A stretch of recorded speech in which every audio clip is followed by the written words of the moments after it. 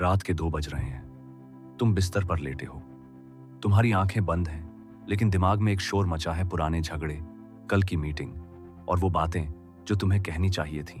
तुम थक चुके हो, तुम सोना चाहते हो, तुम हार चुके हो, लेकिन तुम्हारा दिमाग एक ऐसे रेडियो की तरह है जिसका वॉल्यूम बटन टूट गया है और वह बस चिल्लाए जा रहा है। कल रात मैंने मोहम्मद जोयनाल अबेदीन की किताब lessons of a quite mind खत्म की।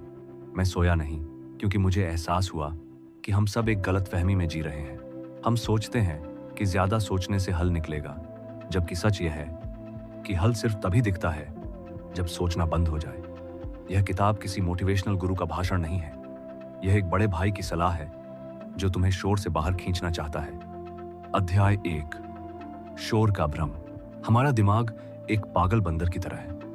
वह हर डाली पर कूदता है। वह कभी चैन से नहीं बैठता और हमें लगता है कि यह व्यस्तता ही हमारी सफलता की निशानी है। गलत।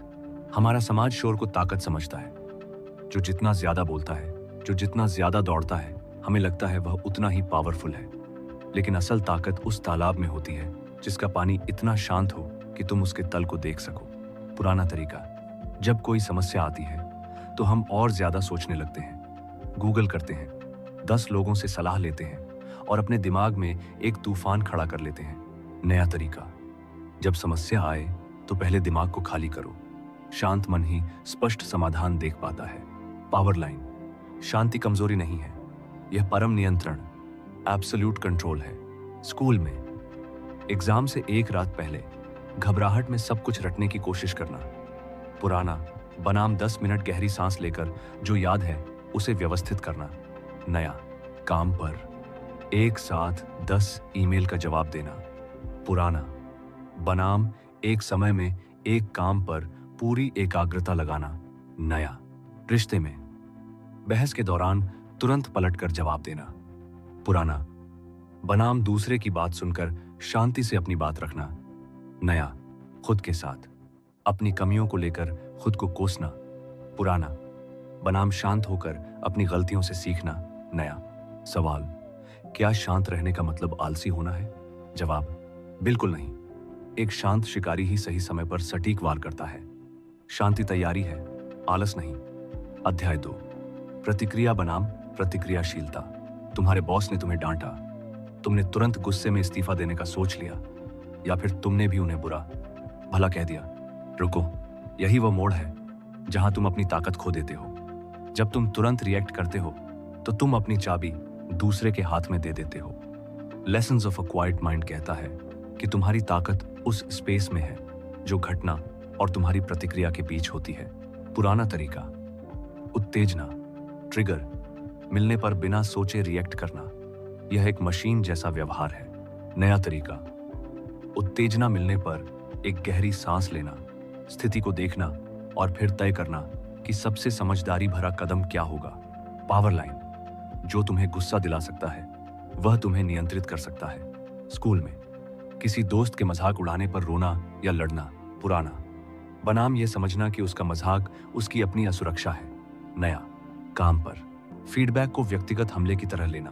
पुराना बनाम उसे अपनी ग्रोथ का जरिया समझना। नया, रिश्ते में छोटी बात पर ब्रेकअप की धमकी देना। पुराना बनाम एक दिन का समय लेकर बात को सुलझाना। नया, खुद के साथ एक दिन जिम न जाने पर पूरा हफ्ता छोड़ देना।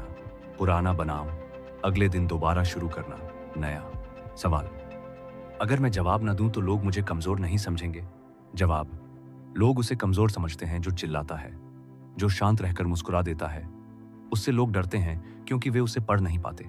अध्याय 3, वर्तमान का जादू। हम या तो बीते हुए कल के पछतावे में जी रहे हैं या आने वाले कल की चिंता में। कल उसने ऐसा क्यों कहा, या अगले साल मेरा क्या होगा। धोखा।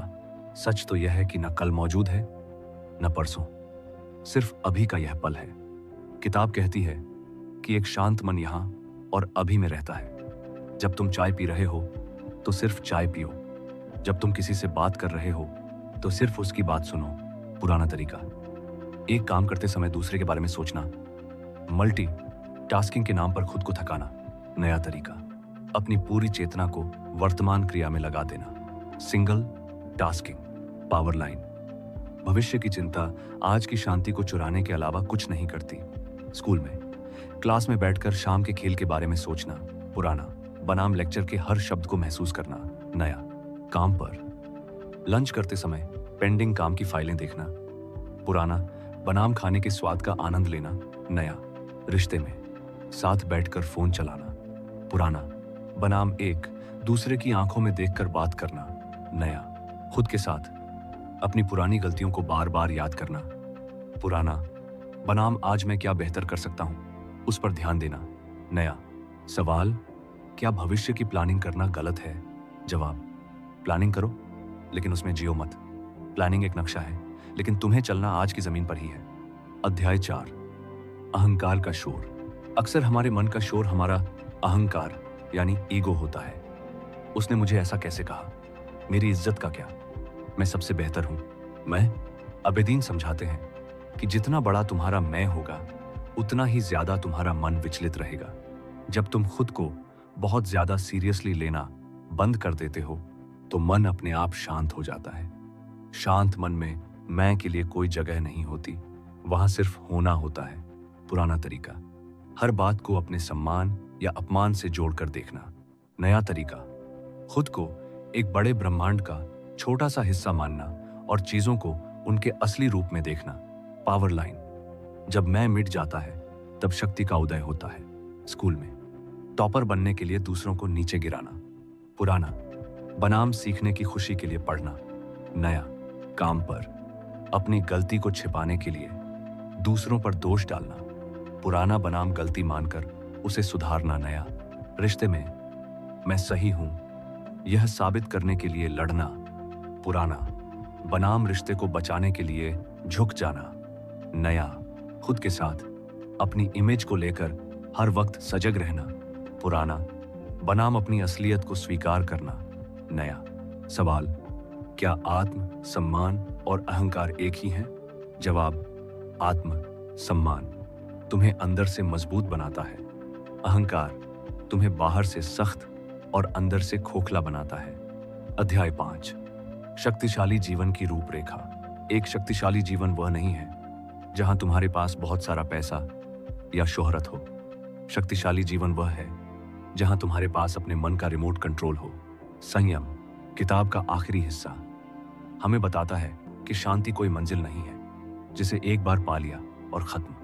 यह एक दैनिक अभ्यास है। जैसे तुम रोज नहाते हो वैसे ही तुम्हें रोज अपने मन की सफाई करनी होगी। पुराना तरीका, खुशी को बाहरी उपलब्धियों में खोजना, गाड़ी, बंगला, प्रमोशन। नया तरीका, खुशी को अपने अंदर की स्थिरता में खोजना। पावर लाइन, जो मन को जीत लेता है वह दुनिया को जीत लेता है। स्कूल में सिर्फ ग्रेड्स के पीछे भागना, पुराना। बनाम विषय की गहराई को समझना, नया। काम पर बिना ब्रेक लिए काम करके खुद को बर्नआउट करना, पुराना। बनाम काम के बीच में 2 मिनट की शांति निकालना, नया। रिश्ते में दूसरों को बदलने की कोशिश करना, पुराना। बनाम खुद को बदलकर दूसरों के लिए उदाहरण बनना, नया। खुद के साथ शोर, शराबे वाली जगहों पर सुकून ढूंढना, पुराना। बनाम खुद के अकेलेपन में आनंद लेना, नया। सवाल, क्या शांति पाने के लिए मुझे हिमालय जाना होगा? जवाब, नहीं। शांति तुम्हारे कमरे में, तुम्हारी ऑफिस की कुर्सी पर और तुम्हारी बस की सवारी में है। बस तुम्हें शोर बंद करना सीखना है। अंतिम नजरिया, एक नया नजरिया। दोस्त, हमने अब तक ये सोचा है कि जितना ज्यादा हम करेंगे हम उतने ही सफल होंगे, लेकिन lessons of a quite mind हमें सिखाती है कि हमारी असल ताकत करने, डूइंग में नहीं बल्कि होने, बीइंग में है। यह किताब पढ़ने के बाद मैंने महसूस किया कि दुनिया वैसी नहीं है जैसी वह है, बल्कि वैसी है जैसा हमारा मन उसे देखता है। अगर मन मैला और शोर भरा है तो स्वर्ग भी नर्क लगेगा। अगर मन शांत है तो हर मुश्किल एक खेल लगेगी। तुम आज से ही एक छोटा सा बदलाव कर सकते हो। अगले 1 घंटे के लिए अपने फोन को दूर रखो, चुपचाप बैठो, कुछ मत करो, बस अपनी आती जाती सांसों को देखो। तुम्हें लगेगा कि तुम कुछ खो रहे हो, लेकिन असल में तुम खुद को वापस पा रहे होगे। शांति कोई ऐसी चीज नहीं है जिसे ढूंढना है, यह वह चीज है जो तब बचती है जब तुम फालतू की चीजों को छोड़ देते हो। दुनिया बहुत शोर करेगी, तुम्हें बस भीतर से चुप होना है।